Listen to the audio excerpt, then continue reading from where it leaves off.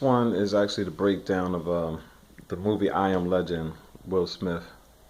Um, and I saw this, well, actually came about the analogy of it a long time ago. And I think it may have something to have done with someone had kind of just went into it just briefly. And then it kind of expanded itself in my own mind. But basically, the movie was about melanin, basically, and how our blood is different than everybody else, and it could be used as cures, basically, um, for any diseases or anything like that. So I'll give you the short version of it.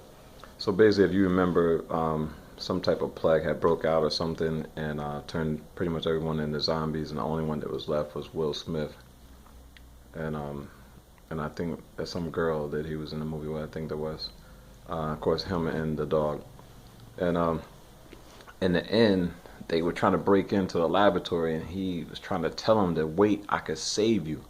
And he realized with his own blood that he could have cured them and saved them. So it's extraordinary how I'm looking at cinema, and how the things, the messages, and the magnitude of the messages that they're just putting out there, and the masses are not grasping them at all. Because again, like, this is a very old movie, and again, the concept of Superman that I spoke about in the earlier video, very old movie, very old concept. I think it may go back past the 50s, but I remember in the comics, and I think George Reeves was the star of Superman on black and white. So that's way back in the 50s. I'm not sure how far back anything else goes beyond that.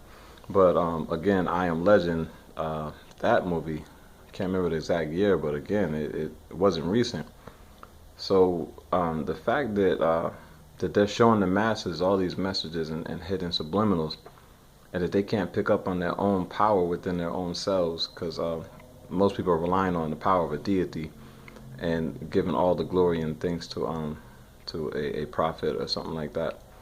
And I just don't understand why we don't accept our own power. It's almost like I said, there's Santa for kids, and then there's Jesus for adults.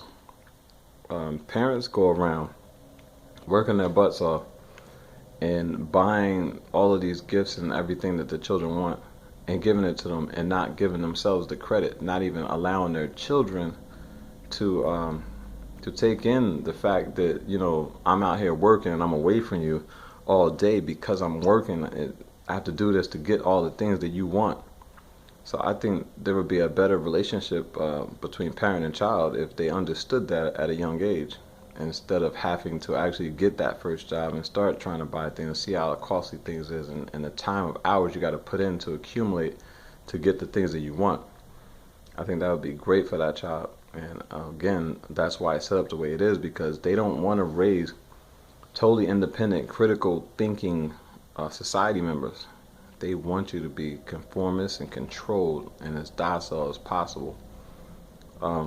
So again, so the parent is telling the child that Santa blessed them with whatever it is, their iPad, their sneakers, their outfit, whatever.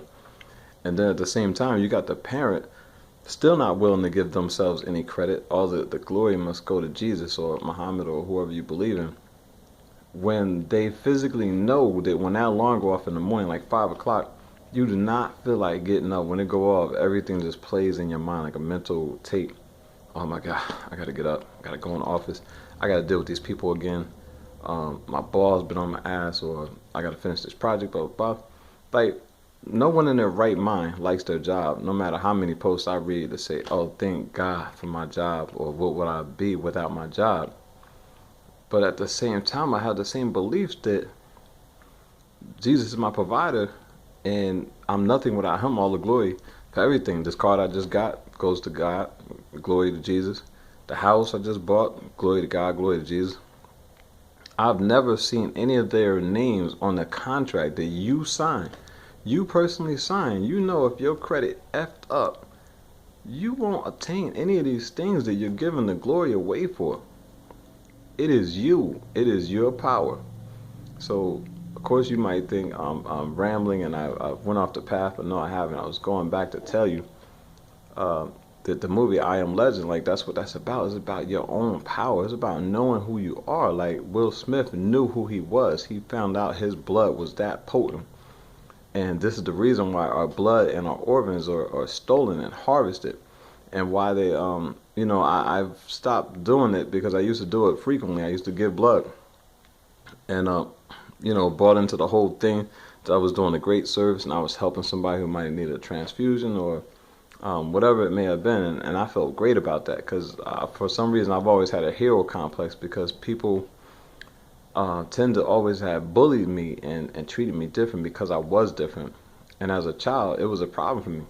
It was I went through a lot of bad mistakes and decisions based off trying to validate or redeem myself until I came to my own and realized I didn't have to do that anymore. I can just be comfortable being with me. Like I really don't care like too much about someone's belief or opinion about me. It don't even matter because I'm living for me. When my heart beats, it's beating for me. It's not beating for nobody else. When I breathe, when I inhale like that, and I exhale, that's for my life. It don't help nobody else. So why should their opinion matter to me? I'm gonna just be me. But that's the gist of it. We gotta start accepting and finding, not even finding, because we have it. It's nowhere. It's not lost. But we gotta understand who we are and how powerful we are. I am legend. I can.